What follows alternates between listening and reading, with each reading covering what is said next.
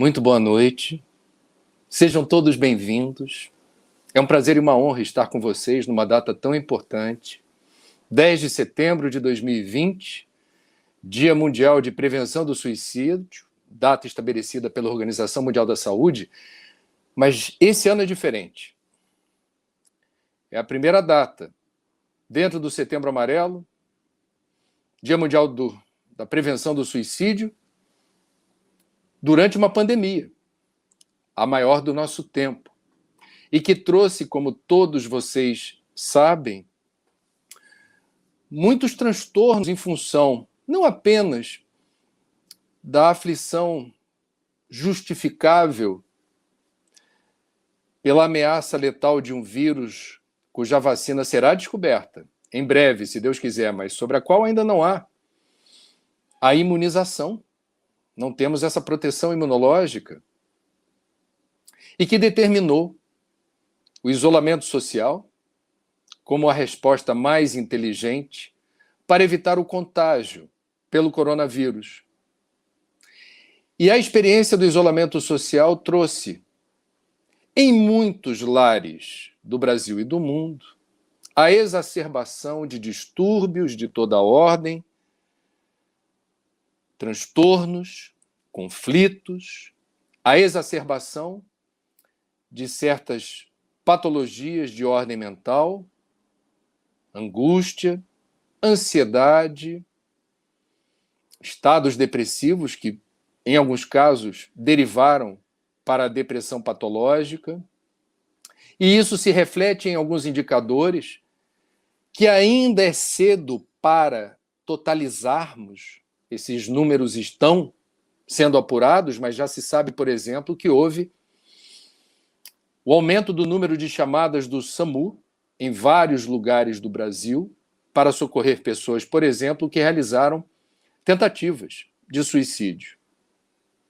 Uma notícia de hoje é de que este ano aumentou em 14% o consumo de ansiolíticos, calmantes, remédios para dormir, nem sempre com prescrição médica, o que significa um risco desnecessário à saúde, e o risco da medicalização da dor.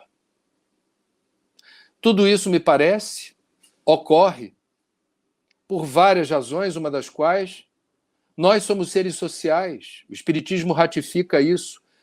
Nós precisamos, atavicamente, viver em sociedade. Nós precisamos uns dos outros, nós somos interdependentes. E nós precisamos de atenção, afeto, carinho, amor. Nós latinos, os brasileiros em particular, são muito calorosos nas manifestações de amor e carinho, necessidade do contato físico, do aperto de mãos, de um abraço apertado, um beijo. A afetividade à flor da pele. A melhor demonstração de amor dos últimos 6, 7 meses no Brasil é não fazer nada disso. Portanto, o isolamento social nos impôs uma nova rotina, que a razão compreende, mas o coração se ressente. E isso representou um desafio para todos nós. Essa experiência do maior isolamento.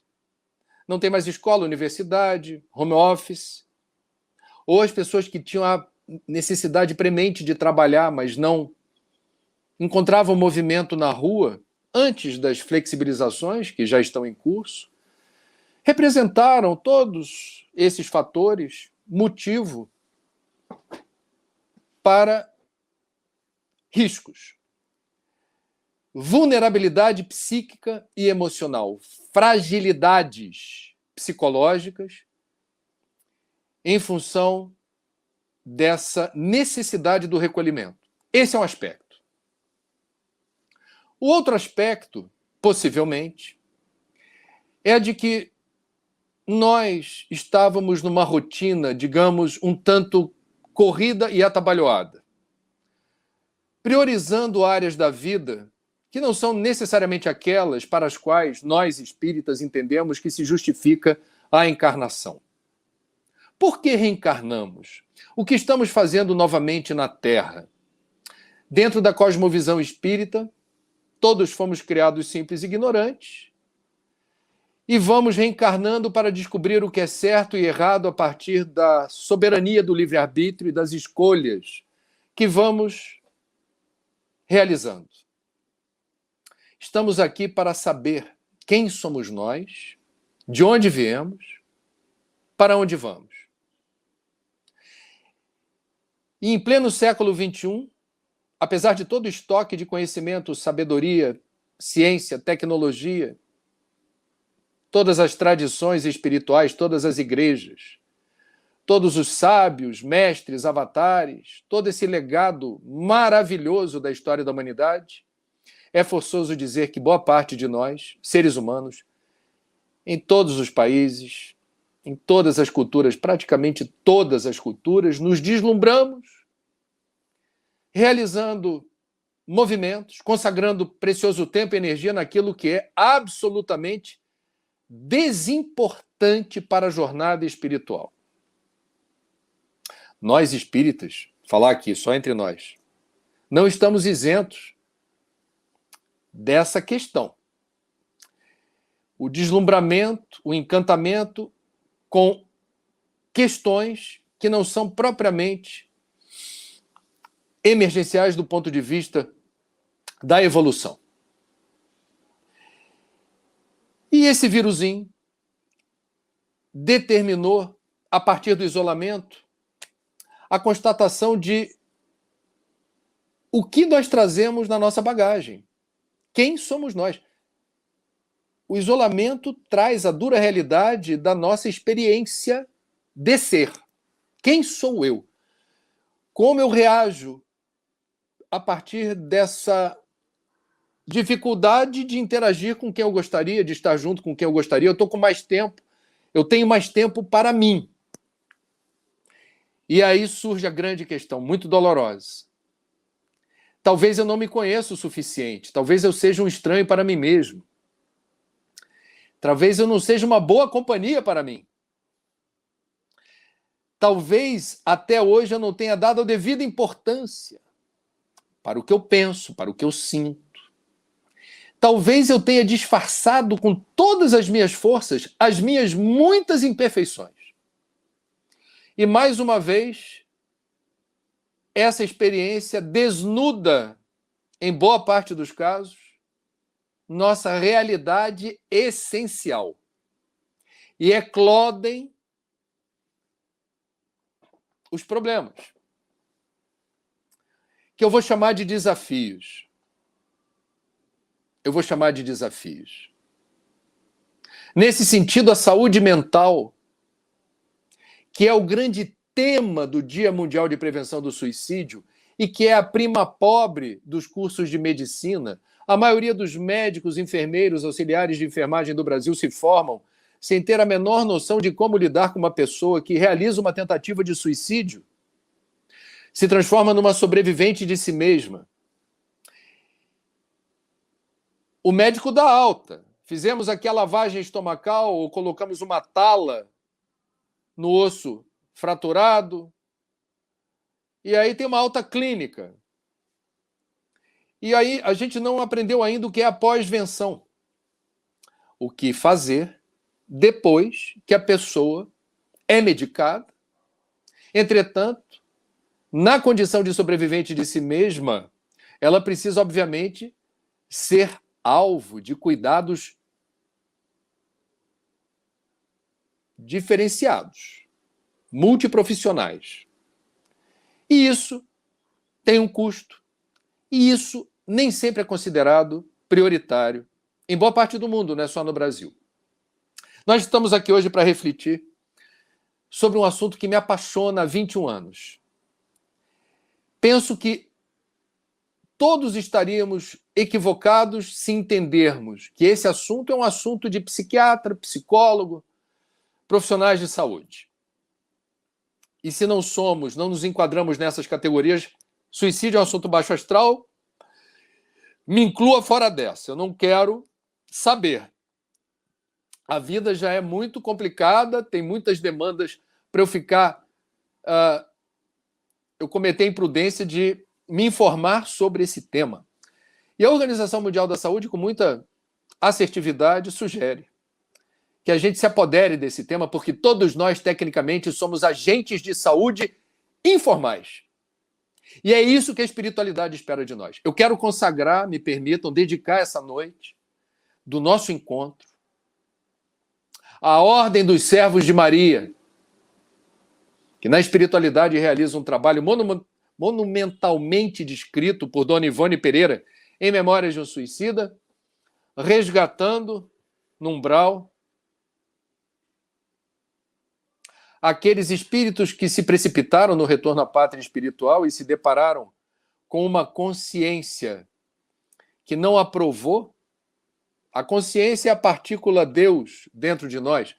É o nosso juízo final. Fazendo aqui a comparação com as Escrituras, e esse remorso, essa culpa, por vezes é devastadora. Não existem dois casos de suicídio iguais. Não cometeremos aqui a imprudência de nivelar, generalizar, achando que o destino de todos os que se deslumbram com a ideia de que para calar a dor que os acomete é preciso calar a vida no equipamento físico.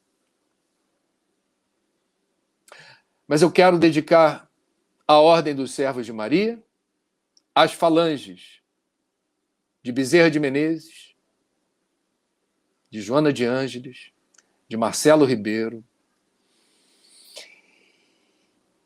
e todas as equipes que se desdobram no plano espiritual para socorrer, na medida do possível, aqueles que se precipitaram nesse retorno precoce a outra dimensão.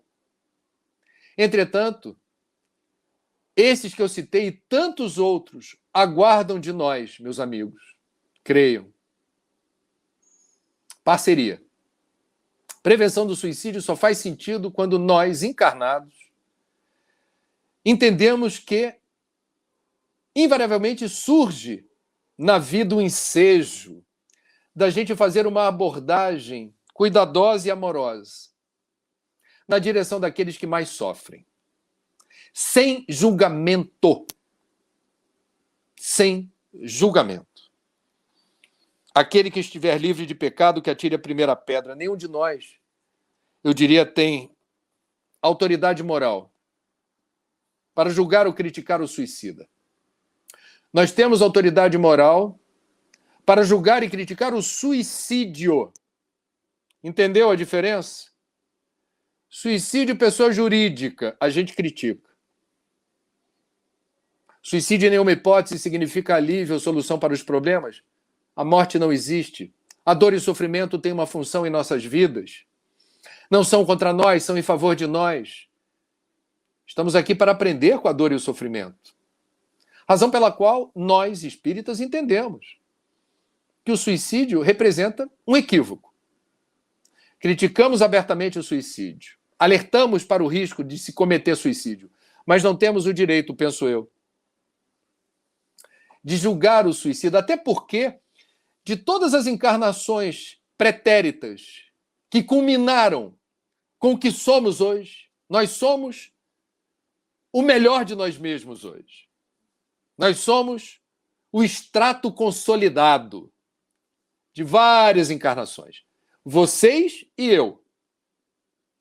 Somos o suprassumo do que até hoje conseguiu-se avançar.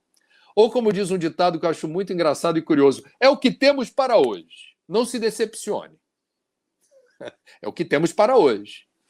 Qual de nós poderá dizer, meus amigos, que em vidas passadas não nos equivocamos do mesmo jeito, tentando calar uma dor difícil de descrever, que estilhaça o coração, que oprime o peito, sem contar com escutas amorosas, atenciosas, sem poder contar com as pessoas que a gente julgava serem confiáveis para um desabafo?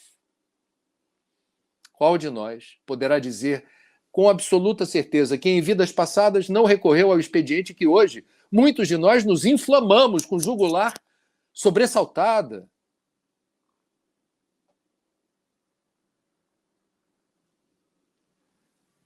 Não foi Amélia Rodrigues? No livro Trigo de Deus, que reporta, e não foi o único relato na literatura espírita, que o primeiro movimento de Jesus, liberto da cruz, após o flagelo,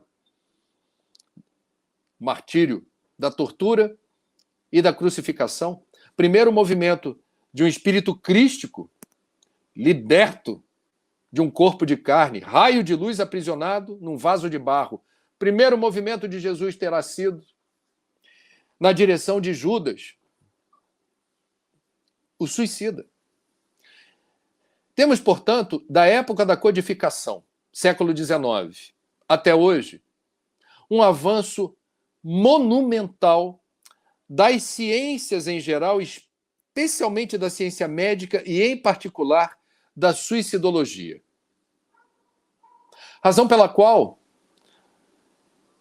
acho importante evocar aqui o apelo do professor Hippolyte, que era membro de várias sociedades científicas em França, para que nós, em havendo alguma discrepância nas informações apuradas pela ciência com devido embasamento e aquilo que a doutrina espírita apresenta como sendo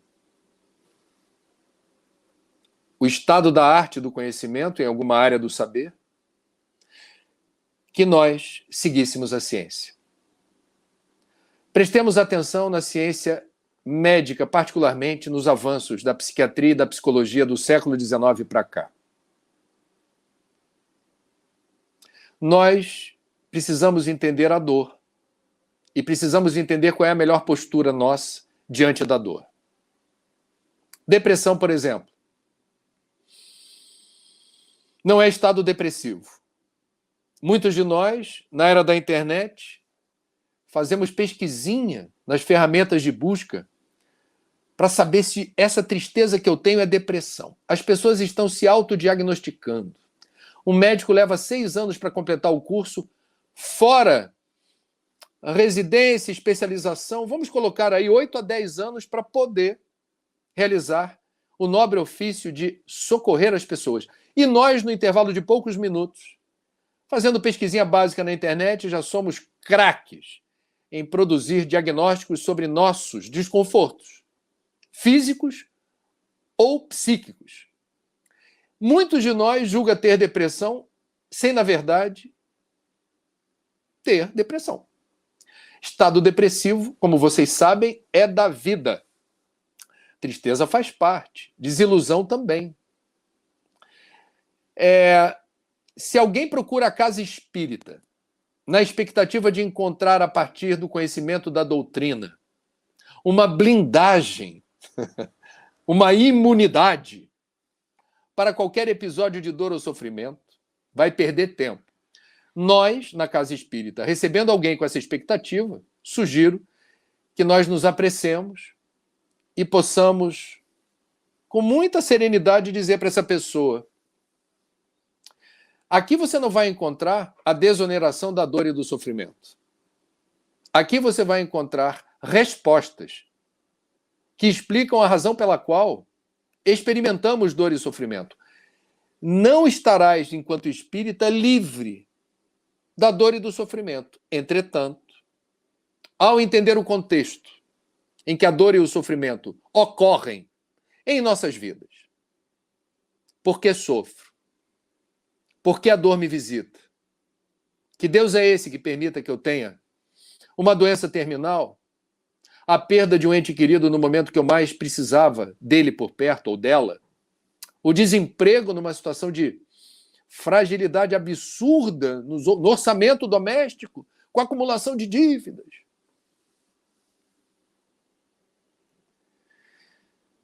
Nós espíritas sofremos. Mas nós temos explicações que, para sermos espíritas, obviamente nos satisfazem, nos completam e nos dão alento para seguir em frente.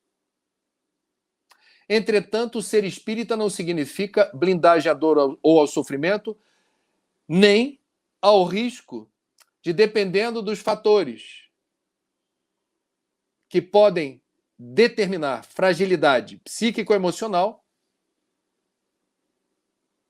de cogitarmos da ideação suicida. Sim, isso acontece entre nós também. Aí eu quero abrir esse parêntese. O suicídio, ele ocorre entre pessoas de fé. A fé não tem nada a ver com isso. Em que sentido?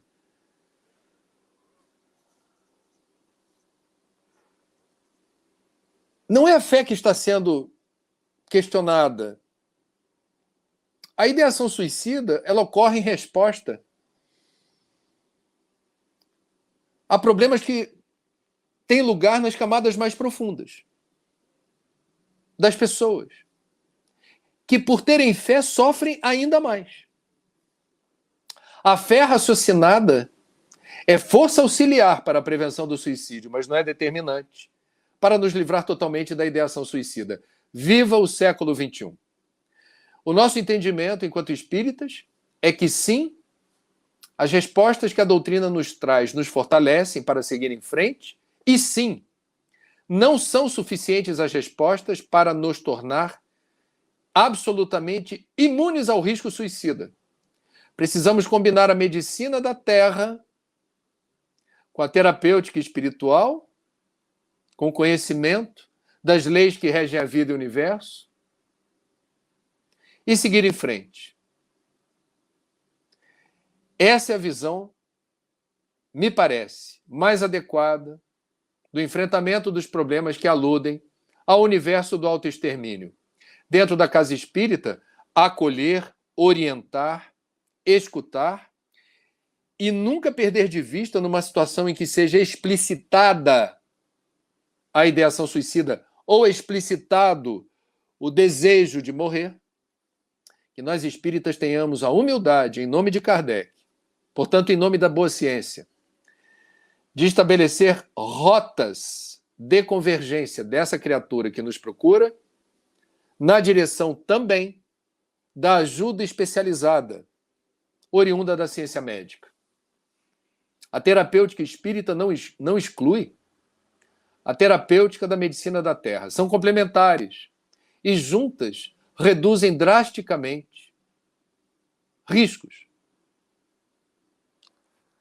A depressão, aos olhos de um psiquiatra, é uma anomalia da bioquímica do cérebro, as sinapses cerebrais ficam mais lentas, há um retardo, uma prostração, maior ou menor, e não existe um exame definitivo que detecte a depressão.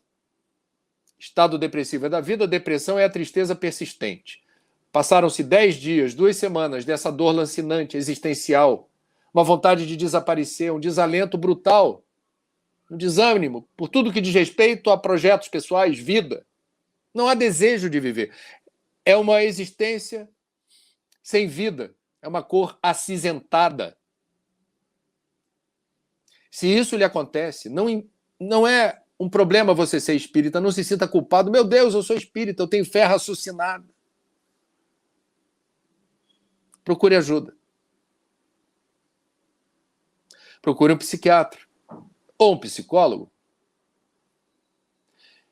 que haverá de fazer uma anamnese, aplicar um questionário e saber, por exemplo, como você está, como está o seu dia a dia, o seu trabalho, como é que é você em família hoje, sua relação com seus filhos, com seus cônjuges, com o seu cônjuge,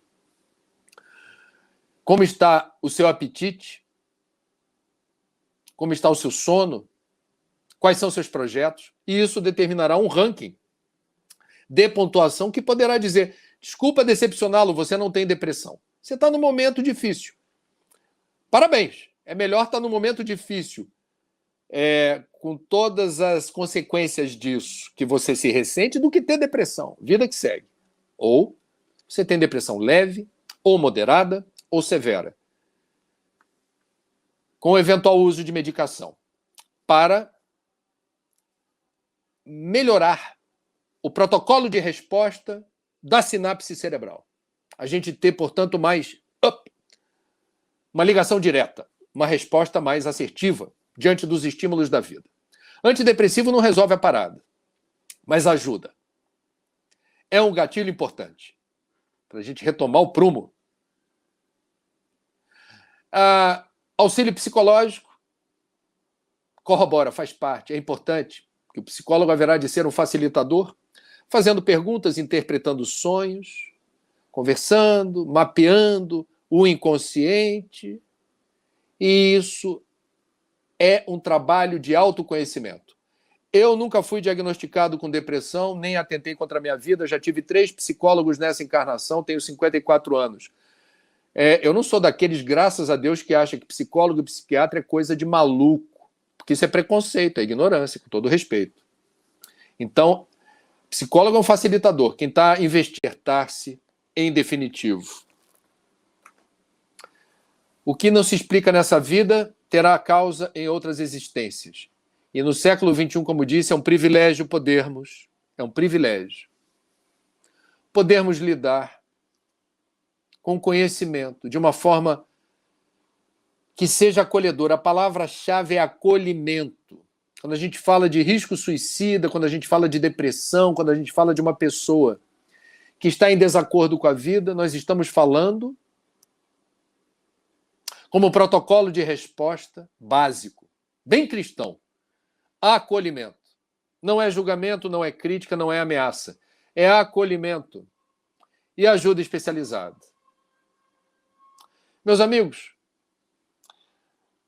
nós já estamos aqui com várias perguntas.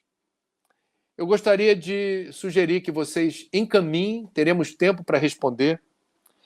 Eu só queria lembrar que Kardec, em Obras Póstumas, quando se refere à transição planetária, reporta que haveria um incremento, a elevação dos casos de suicídio, inclusive envolvendo crianças.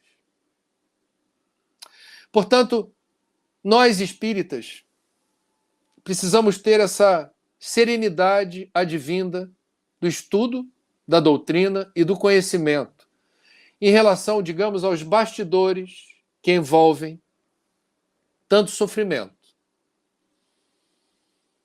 Nós sabemos que o suicídio, em nenhuma hipótese, haverá de significar solução. Por que isso? E aí vai um breve resumo. As perguntas poderão entrar em pormenores, se vocês quiserem. Basicamente, estamos falando que toda vida tem um sentido, toda vida tem um propósito. Ninguém veio ao mundo a passeio.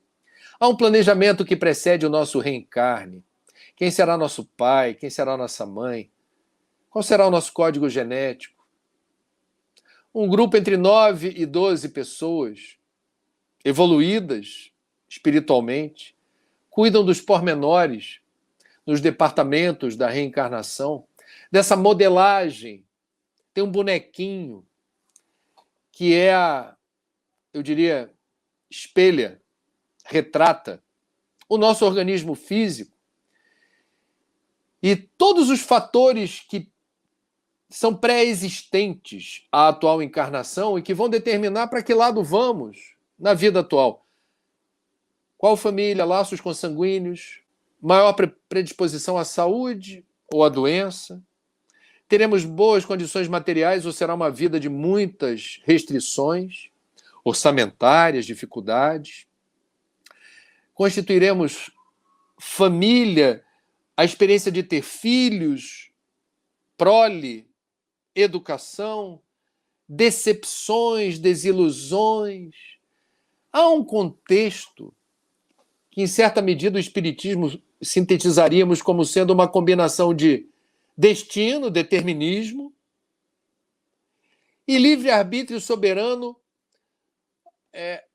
escolhendo rotas, caminhos, que aprouverem ao espírito reencarnado.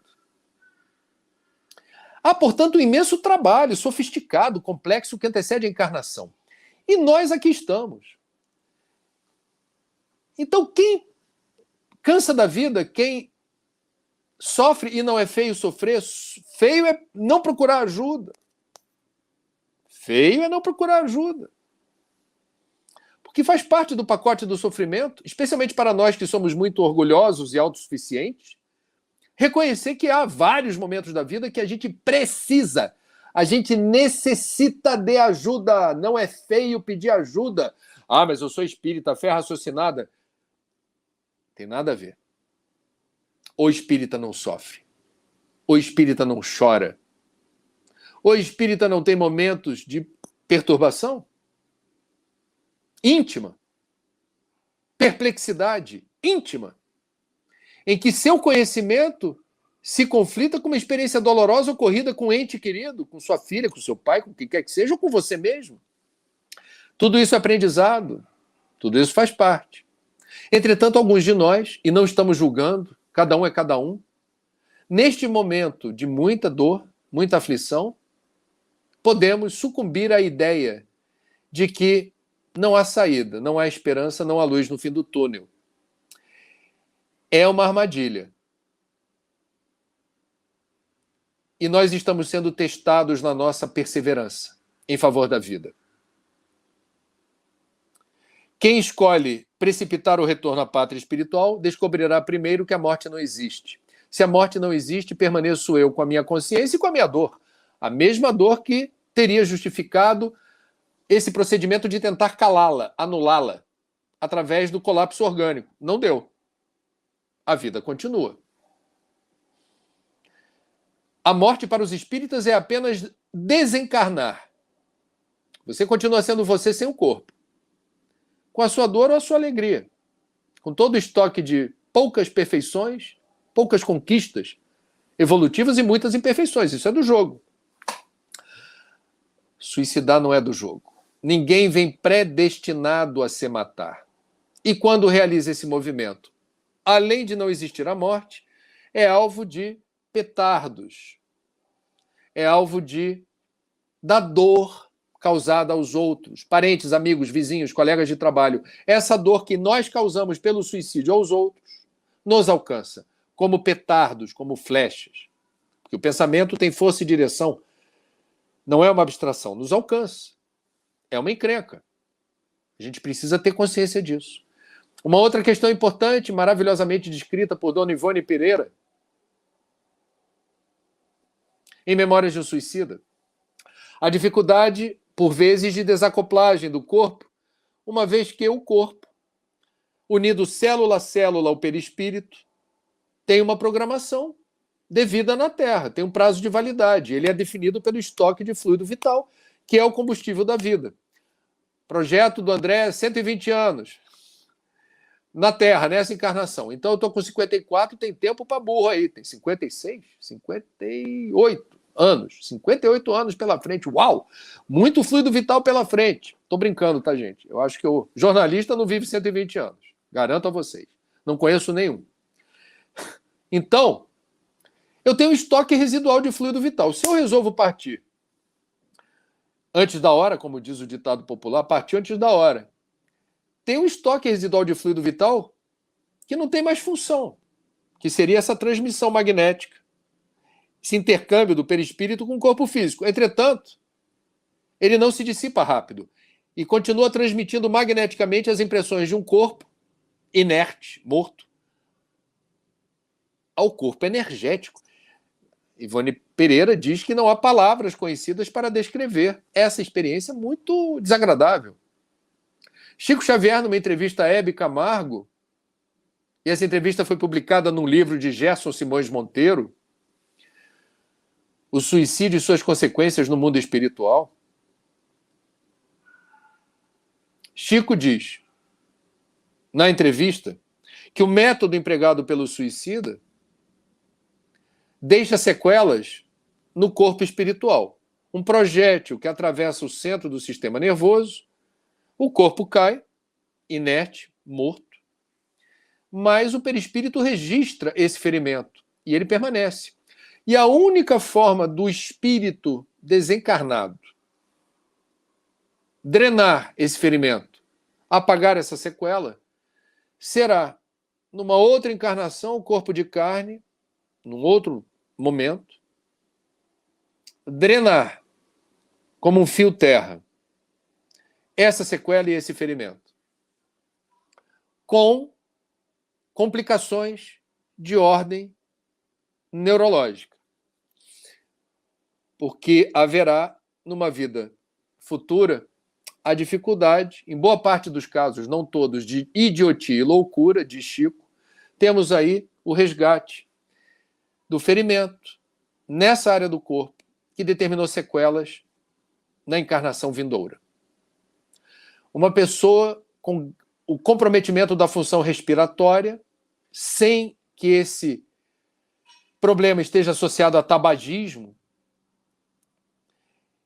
essa questão poderá ter resposta, não em todos os casos, mas em alguns casos, com afogamento em vidas passadas, em água de rio ou água de mar, saturando os alvéolos pulmonares daquilo que não é ar, na proporção desejada para o nosso equipamento físico. Vai colapsar o corpo e fica a sequela.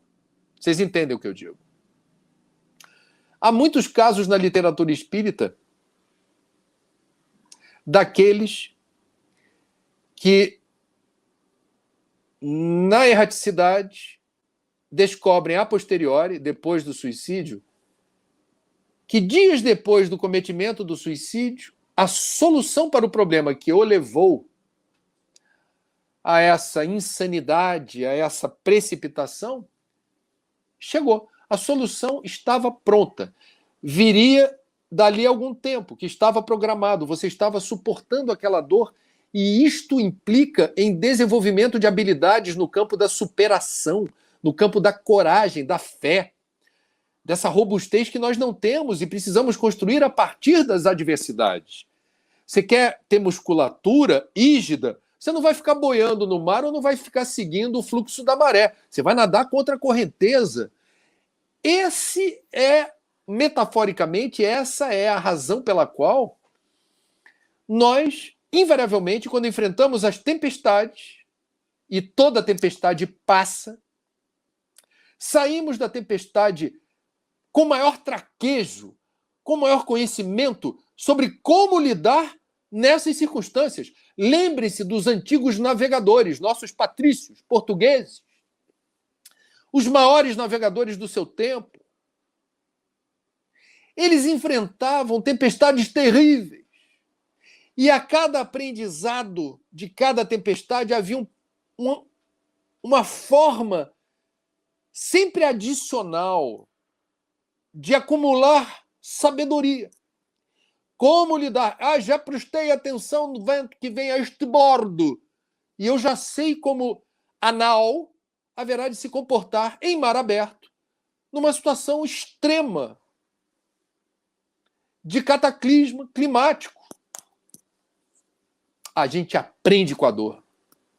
A gente aprende mais com a vaia do que com o aplauso, mais com a crítica do que com o elogio, mais com escorregão na rua do que nunca passar por uma situação dessa. A gente fica ligado. Depois do escorregão, você presta atenção.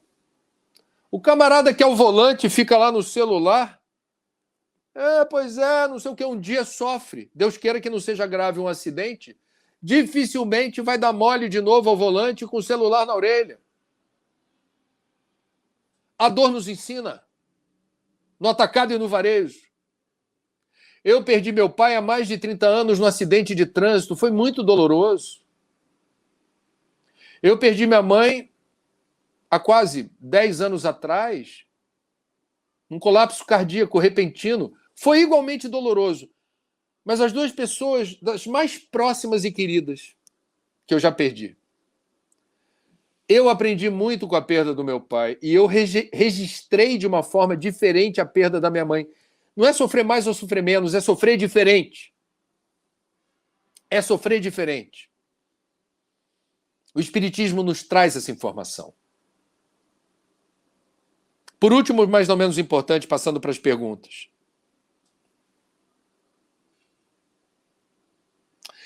Deus não seria soberanamente justo e bom se permitisse que nós tivéssemos o fardo com peso muito superior à nossa capacidade de resistir.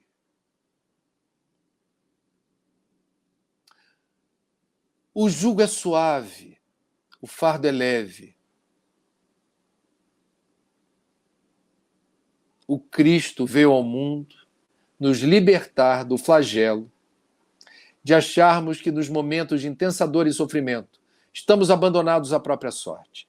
Nunca estamos sós. Nossos guias e mentores sofrem terrivelmente quando nós nos esquecemos de orar. De num momento de extrema aflição, quando o desespero toma conta, a gente se esquece de fechar os olhos e respirar fundo. O contra-ataque, aquilo que vem do reino animal, que é em situação aflitiva, dispara-se substâncias químicas que aceleram o batimento cardíaco e a gente fica preparado para correr uma maratona. É como o animal acuado no canto. Nós temos recursos. No nível evolutivo que nos encontramos, apesar de todas as imperfeições, nós temos recursos ao nosso alcance, no mínimo, para entender a importância de procurar ajuda. Não é feio. Não é demérito. Reconhecer que sofremos. É feio, é desonroso, quando em sofrimento atroz não procuramos ajuda. Porque procurar ajuda significa dobrar o orgulho. Significa admitir que nós não somos autossuficientes. Significa reconhecer Deus no outro, nosso irmão. Fraternidade, frater vem do grego irmão. Somos irmãos em humanidade. A fraternidade tem tudo a ver com o Dia Mundial de Prevenção do Suicídio. No Talmud se diz: quando se salva uma vida, é a humanidade inteira que você está salvando. Não permaneçamos, portanto, indiferentes à dor alheia. Deus coloca no nosso caminho pessoas que precisam desabafar, pessoas que precisam de uma palavra amiga, pessoas que precisam, por vezes, de uma, eu diria, mensagem mais assertiva, dizendo: confie em mim, eu estou aqui para te ajudar. Vamos junto no psiquiatra. Eu vou com você no psicólogo. Se você não quiser fazer isso por você, faça por mim. Porque eu te amo. E eu estou aqui para te ajudar. Tem um monte de coisa para fazer, mas a prioridade agora é você. Tamo junto. E aí? Podemos marcar?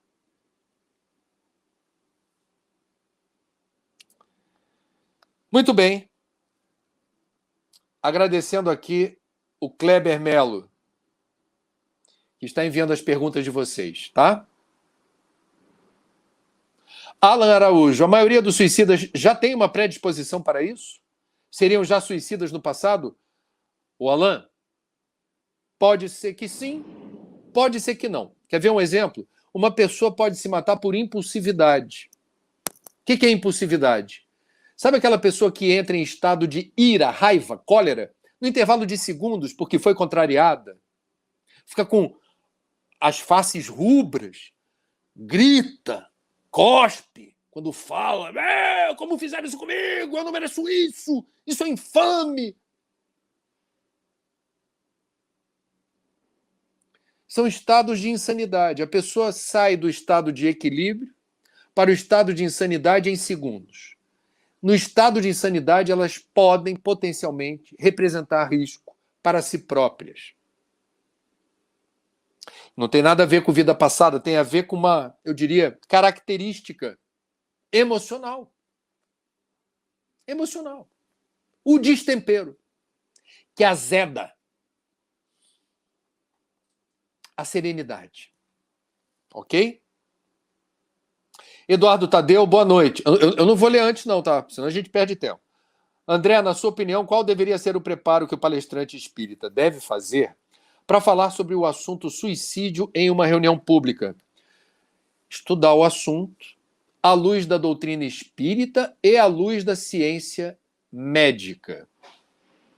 Porque nós, como oradores espíritas, sabemos que é uma enorme responsabilidade falar sobre esse assunto indicando caminhos que sejam aqueles, como disse, complementares e convergentes na direção da saúde mental, do restabelecimento do equilíbrio, da harmonia e da serenidade.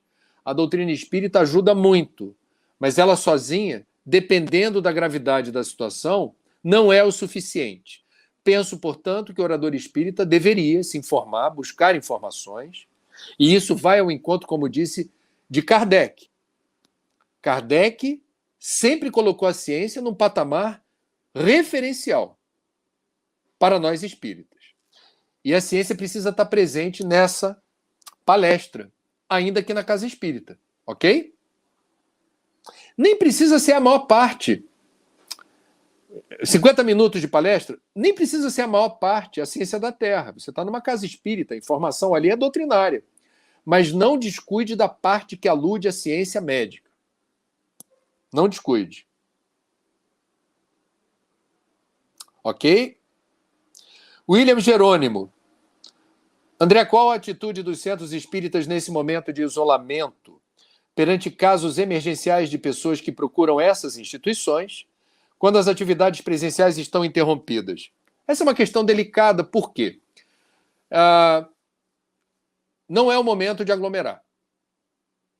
Não temos a vacina circulando e imunizando. Mesmo nos lugares, nos templos, igrejas, instituições espíritas, onde você tem um protocolo de espaçamento, etc., isso dá muito trabalho, isso é muito demandante de atenção, do espaçamento, máscara, lavagem das mãos. Entra um de cada vez, sai um de cada vez, o ambiente fechado, o ar está circulando. Eventualmente já com algum vírus. Portanto, nos termos que você me fez a colocação, eu acho que é uma questão que a direção da instituição precisa avaliar se faria um plantão, agendando os encontros. Atendimento fraterno? Agenda. Não acho que a solução seja quem quiser venha no sábado 4 horas e faz 1,5 metro de distância um do outro. Eu não faria assim. Eu, sinceramente, acho que a melhor saída para o que você colocou é o agendamento. Tem interesse? Liga para esse número ou manda um e-mail. Ou esse zap aqui, manda a sua mensagem, a gente vai agendar e vai te esperar. Ok? É a minha opinião, não sou o dono da verdade. Estou respondendo de bate-pronto. Espero estar bem intuído. Mara Franco. André, minha irmã, atentou contra a vida no começo do ano. Poxa, Mara, meus sentimentos, tá? Para você. De verdade. Eu sei que não é fácil. Eu sou espírita e ela, minha irmã, é testemunha de Jeová. Tento conversar, aconselhar, mas é muito difícil. Como posso ajudá-la? A melhor forma de ajudar uma pessoa que realizou uma tentativa... Vamos pegar a ciência médica? Uma tentativa é o maior fator de risco suicida, porque a probabilidade de haver uma segunda tentativa é enorme. Isso é pesquisa, ciência, amostragem, literatura médica. Isso não é achismo. Eu não sei nada, eu tenho fontes, eu vou buscar e tento passar de forma clara e objetiva. E me perdoem se alguma vez aqui eu não consegui ser claro e objetivo o suficiente. Temos, portanto, aqui uma questão. Mara, não perca tempo tentando convencer sua irmã. Ela é testemunha de Jeová. Ela merece respeito. Se ela acredita nas explicações, na cosmovisão desta denominação cristã para as leis que regem a vida do universo, é direito dela. Você não vai disputar teologicamente quem tem razão ou quem não tem. Não vai por aí. Você está pedindo a minha resposta. Eu não iria por aí. Eu acho que a sua irmã precisa de psicólogo ou psiquiatra. Tente, olha a minha sugestão, recrutar, se infiltre abertamente, não é se infiltrar sorrateiramente. Vá até o lugar onde a sua irmã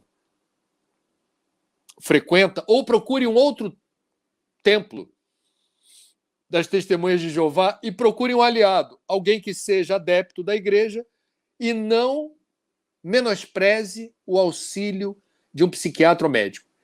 Eu, no seu lugar, constituiria aí uma aliança estratégica com alguém, testemunha de Jeová, que admita a necessidade da assistência psicológica ou psiquiátrica e bota essa pessoa na rota da tua irmã. Fala, irmãzinha querida, você conhece aqui o Antônio? Pois é, o Antônio, por acaso, é da sua igreja.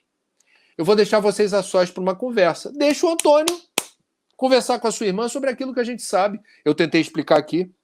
Quem realiza uma tentativa, a probabilidade de realizar outra é grande. E não é porque você é testemunha de Jeová, espírita, judeu, cristão, islâmico, umbandista, candomblecista, que você está livre desse risco. Stephanie Lorenzo. Se eu tenho noção de que a morte não é solução, já que sou espírita e entendo que a morte não é o fim, por que eu continuo com o desejo de morrer na esperança de dar fim à minha dor? Olha, eu conversei hoje para uma reportagem que já deve ter sido exibida no Jornal Nacional sobre o Dia Mundial de Prevenção do Suicídio com o padre Fábio de Mello. Padre Fábio de Mello é um padre cantor com milhões de seguidores nas redes sociais, é um sacerdote da igreja, muito conhecido, muito popular no Brasil. Coisa de 2 anos atrás, depois de 20 anos de muitas viagens, compromissos, shows, celebrações religiosas, eu vou reproduzir o que ele me disse. A vida perdeu o sentido para ele. Padre. E ele teve pânico e depois depressão profunda. E ele teve ideação suicida. Ele diz isso. E é curioso o psiquismo. Ele disse assim, André, quando eu me flagrei com esse pensamento, a primeira coisa que me veio à cabeça, eu olhei para as minhas plantinhas e falei, meu Deus, se eu partir, quem vai cuidar dessas minhas plantinhas tão queridas? Ele se preocupou com quem na ausência dele haveria de cuidar com tanto zelo e esmero das plantinhas queridas. Eu perguntei para ele, não hoje, numa outra entrevista que eu já tinha feito, também sobre a questão da superação da depressão. Perguntei, padre, o senhor é um sacerdote. Na tradição católica, o senhor faz a mediação entre o fiel e Deus. Onde estava Deus no auge dessa crise? E ele muito serenamente olhou para mim e falou, André, Deus estava onde sempre esteve. Eu é que não conseguia acessá-lo. Então vamos lá. Hoje, o padre hoje me disse, eu tinha preconceito com psiquiatra e psicólogo. E por ser padre e ser religioso, é um agravante, porque, poxa, eu não estou conseguindo me resolver com a minha fé. Pois é, a gente não deve misturar os canais. A fé, ela é um alicerce importante, como foi para o padre, mas não é o suficiente. E ele teve que superar o preconceito para procurar ajuda. E não se arrependeu.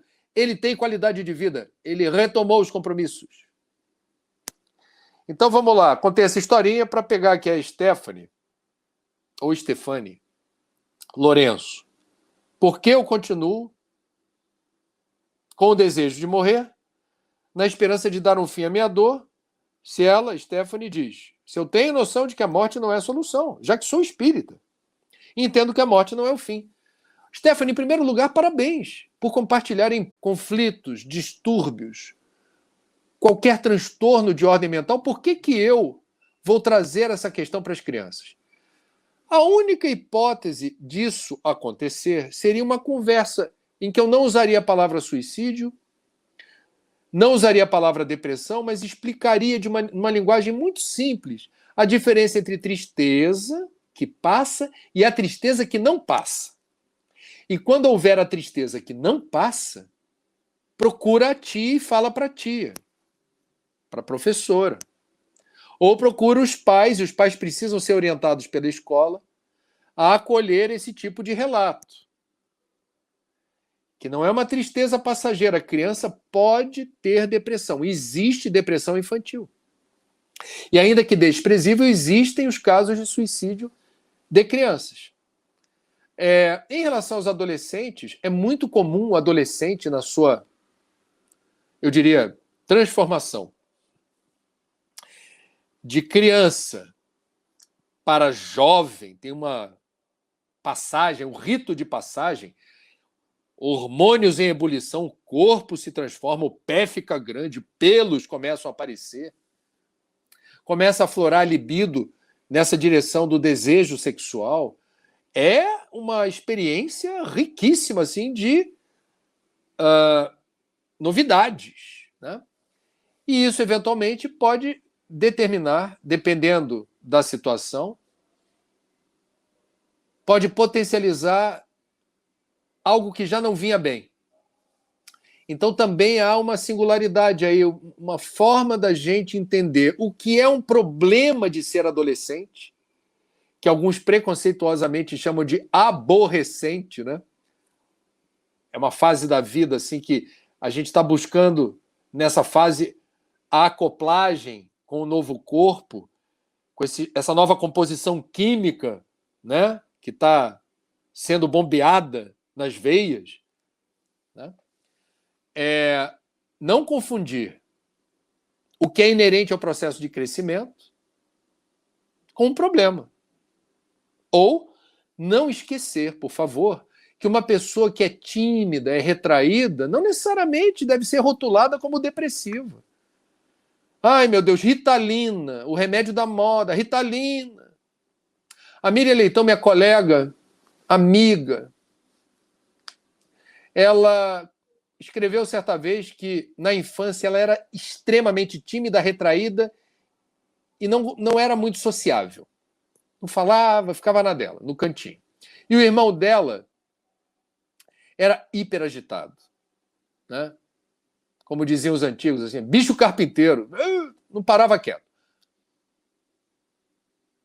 E a Miriam contava que na casa dela, quando tinha visitas mais íntimas comentavam com a mãe dela: Dona Fulana, esses seus 2 filhos aí tem que ficar ligado, tem que procurar ajuda. Uma deve ter problema, é quietinha demais. O outro também deve ter problema, é agitado demais. Hoje em dia a gente dá nome de doença para tudo. Nem a Miriam, nem o irmão, segundo ela diz, e eu acredito nela, tinham ou têm qualquer patologia associada a características deles. Muito cuidado, gente, muita cautela, assim, não vamos ficar procurando pelo em ovo, porque isso pode ser um problema. Meus amigos, o nome dessa nossa conversa aqui chama-se, né, desse encontro no dia 10 de setembro, Dia Mundial de Prevenção ao Suicídio, Força, Coragem e Fé. A arte de seguir em frente. Esses 3 nomes, Força, Coragem e Fé, surgiram na minha mente certa vez quando eu estava numa fila de autógrafos do livro Viver é a Melhor Opção, cujos direitos autorais são todos para o CVV, que fala da prevenção do suicídio no Brasil e no mundo. E uma pessoa na fila me deixou assim meio constrangida porque falou: uma pessoa da minha família está pensando em se matar. Eu quero, ela falou. Eu quero que você escreva alguma coisa que a faça mudar de ideia. Obviamente, eu fui muito franco e falei: olha, eu não tenho esse poder. Eu vou me esforçar para escrever alguma coisa que faça sentido. E eu realmente, naquele momento, intimamente, eu pedi ajuda. Falei: o que eu posso escrever que faça algum sentido para quem ler essa dedicatória, que eu nem conheço? Apareceram 3 palavrinhas, suponho que tenham sido sopradas: força, coragem e fé. Muito tempo depois, eu meditando sobre essas 3 palavras, eu cheguei maravilhado a uma conclusão sobre a pertinência dessas 3 palavras quando combinadas num contexto de ajuda emergencial. Porque elas têm significados interessantes. A força é a energia matricial do universo. Porque o universo não é parado, não é estático, tudo está em movimento. Para ter movimento, é preciso energia, força. Força. Nós não paramos de nos movimentar, a gente precisa de energia. Você está parado, não está fazendo nada, seu corpo está trabalhando, tem batimento cardíaco, tem as glândulas, tem respiração, tem neurônios sem cessar, fazendo transmissões de descargas elétricas. O universo não cessa, a Terra é uma velha senhora de quase 5 bilhões de anos, Gaia, Mãe Terra. Nunca deixou de se transformar. As placas tectônicas seguem em constante duelo, e quando uma delas se sobrepõe à outra, ou tem tsunami, ou tem terremoto, vulcões. O universo está em movimento, o universo é um eterno devir, como diria um filósofo grego. Para isso é preciso força, força do movimento, força para se mover. Estamos em sofrimento, a gente precisa se movimentar. A função da dor e do sofrimento, basicamente, essa é uma visão espírita, é mudarmos de posição. Do jeito que está, não está legal. Move. Em inglês a palavra é boa. Move. Mova-se. Movimente-se.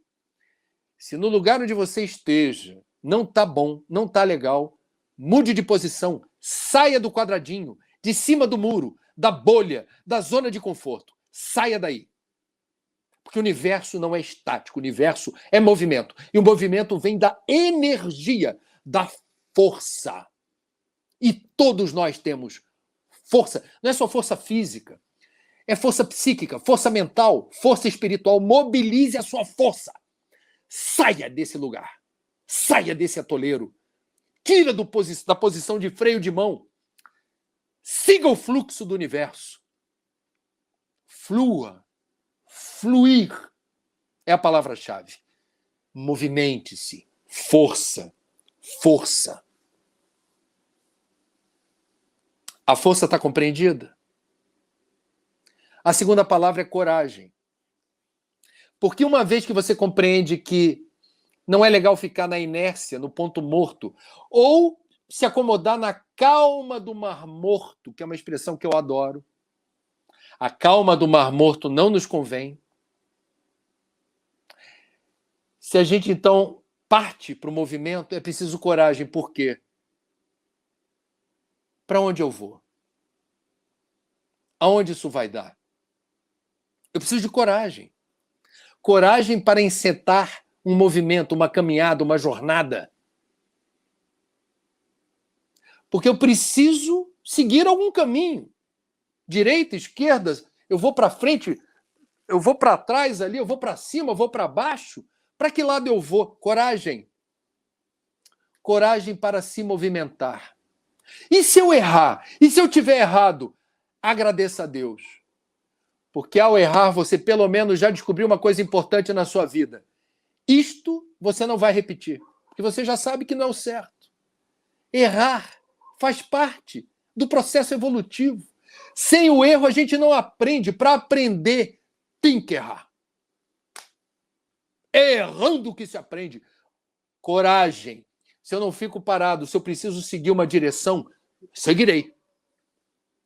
Seguirei. Ah, mas se não der certo por aqui? Ah, mas se eu não conseguir chegar lá? Você continuará tendo força para recomeçar. Coragem para seguir o caminho que você escolheu. Se for um caminho de acordo com a consciência, você está bem acompanhado. Coragem, meu irmão, minha irmã.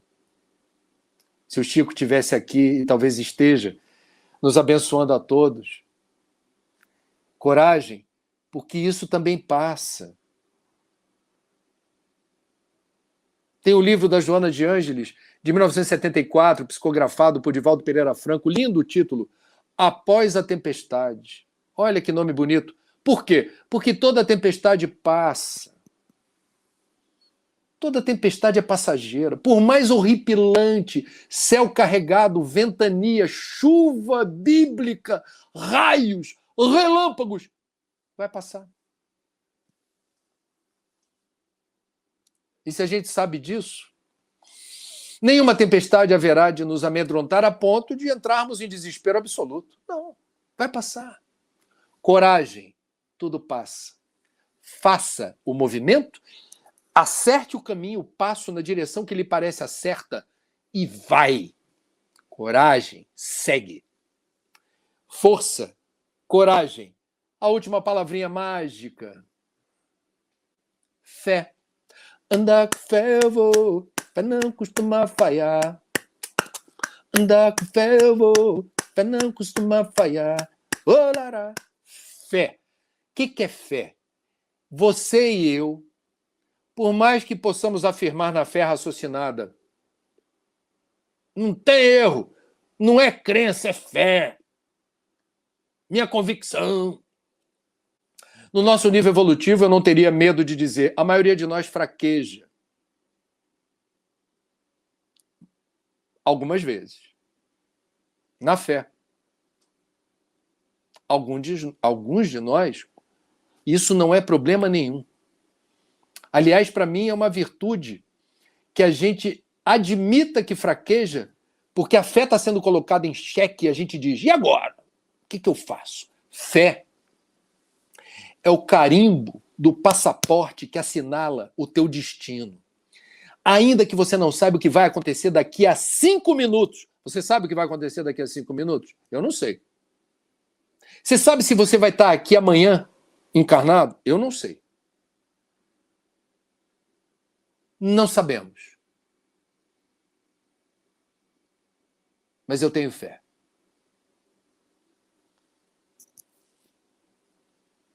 Eu vou por aqui. Tem certeza? Não, certeza eu não tenho. Eu tenho fé. É por aqui que eu vou.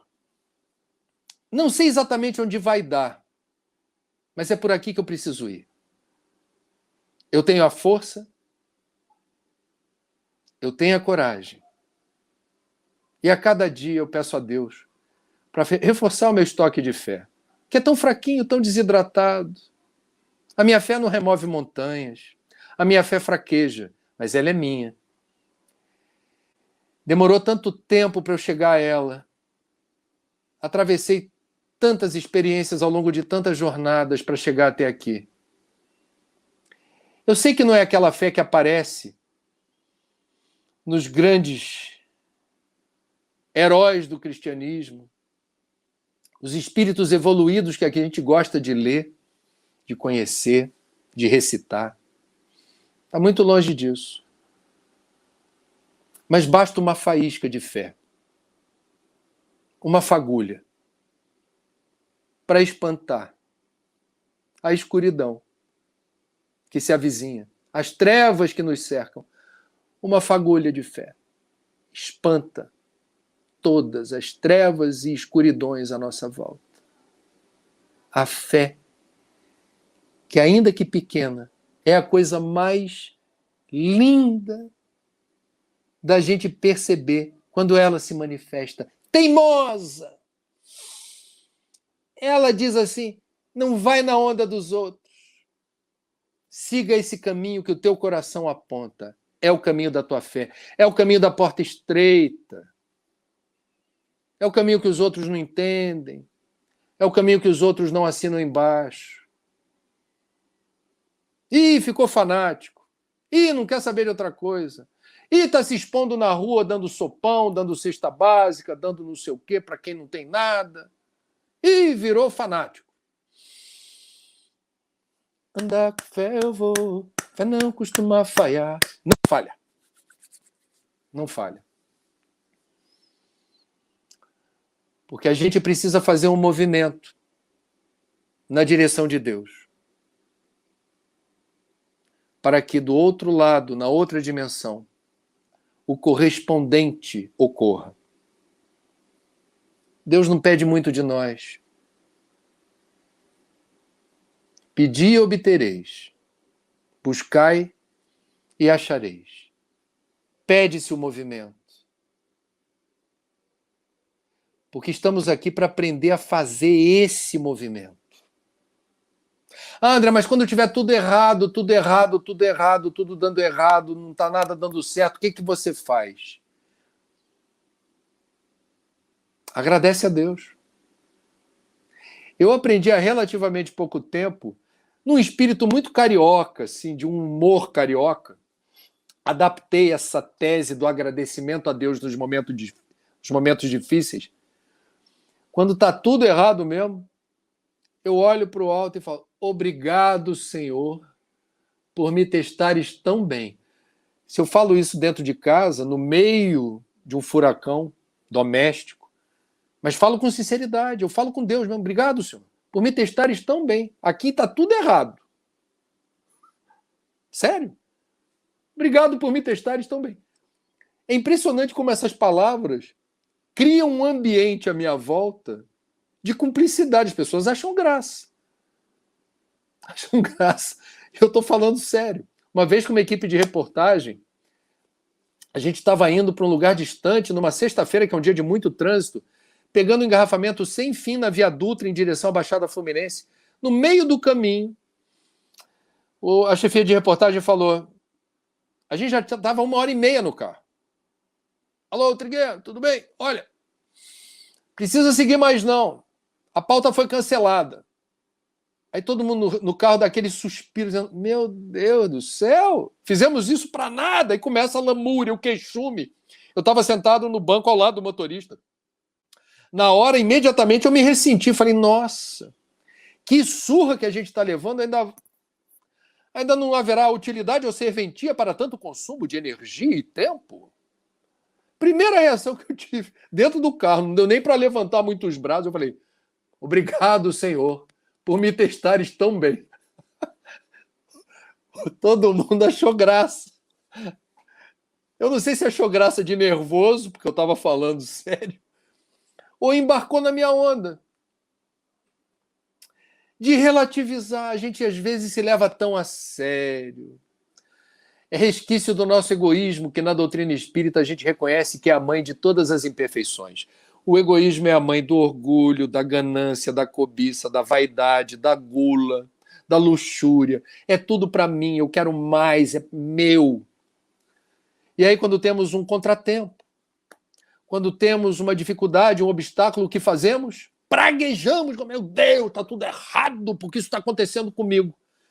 Ser espírita é ser cristão. Ser cristão é reconhecer que não há tempo perdido. No mínimo, um episódio como esse que eu descrevi testa o quê? A nossa paciência. Tudo aquilo que a gente não tem. Uma avó minha querida, já desencarnada, Gabriela Vieira Gomes, lá do Joana de Ângeles de Copacabana, vozinha querida, onde você estiver, gratidão. Ela era certeira, portuguesa, uma avó que eu adotei. Portuguesa com sotaque forte. E ela disse assim, quando eu estava desabafando, eu estava abrindo meu coração com ela. E eu disse num dado momento, assim, no meio da narrativa que ela estava ouvindo pacientemente, eu falei assim, aí, vó, não teve jeito, eu perdi a paciência. Aí ela interrompeu e falou assim, não podes perder o que não tens. Essa era a Gabriela. Não podes perder o que não tens. Rir é o melhor remédio. Humor é tudo que o depressivo não tem. Conheci várias pessoas com depressão que voltaram a sorrir, porque procuraram ajuda especializada. Nesse Dia Mundial de Prevenção do Suicídio, eu agradeço imensamente a FEB TV e a imensa rede de parceiros, de amigos. Eu não sabia que eu tinha tantos, espalhados por essas mídias espíritas, todos vocês. Eu li o nome de todos os parceiros dessa transmissão ao vivo. E eu agradeço a Deus a oportunidade sagrada que me deu de estar com vocês essa noite. Uma noite especial. No meio de uma pandemia, tantas pessoas em sofrimento. Estamos aqui falando de sanidade, estamos aqui falando de equilíbrio, de harmonia. Estamos aqui falando que há luz no fim do túnel. Há solução para os problemas. E ainda que você não perceba hoje qual é a saída, qual é a solução, espera. Isso também passa. Amanhã você já vai ter. Você não será o mesmo.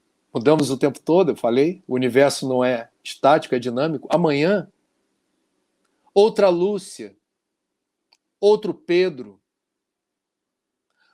outra Bárbara, outro Joaquim terão outras respostas e sensibilidades para os problemas que nos afligem hoje. Dedico esse encontro, como disse, à ordem dos servos de Maria,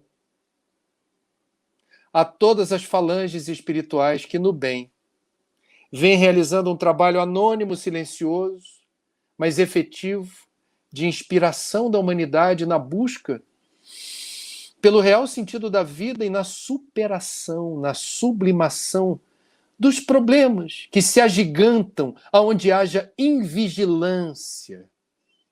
Vigiai e orai, disse o Cristo. Obrigado, Senhor, pela vida, pela saúde possível, pelo trabalho possível, pela família, pelos amigos, pelo espiritismo em nossas vidas, pela crença, pelo credo, pela espiritualidade de que somos portadores, ou por nenhuma crença e nenhum credo, mas pelo desejo de seguir pelo caminho do bem.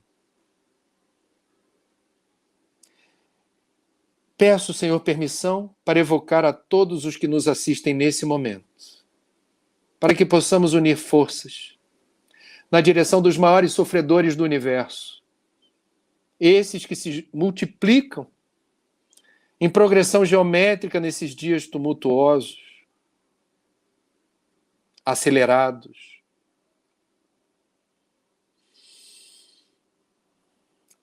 precipitando o retorno à pátria espiritual sem as devidas condições de chegada.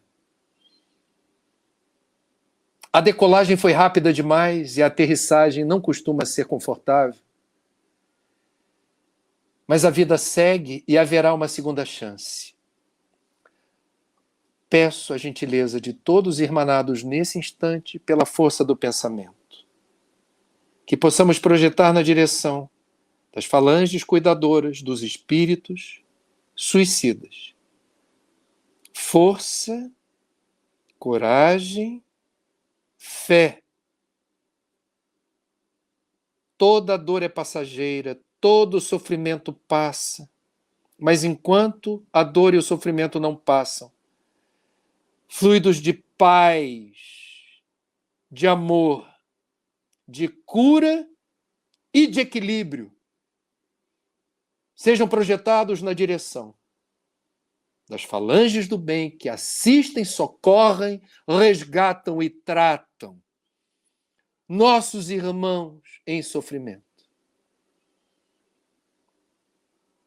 Obrigado por tudo, Senhor. Fica conosco, agora e sempre. A todos eu desejo uma ótima noite. Muito obrigado pela companhia de vocês. E até a próxima, se Deus quiser.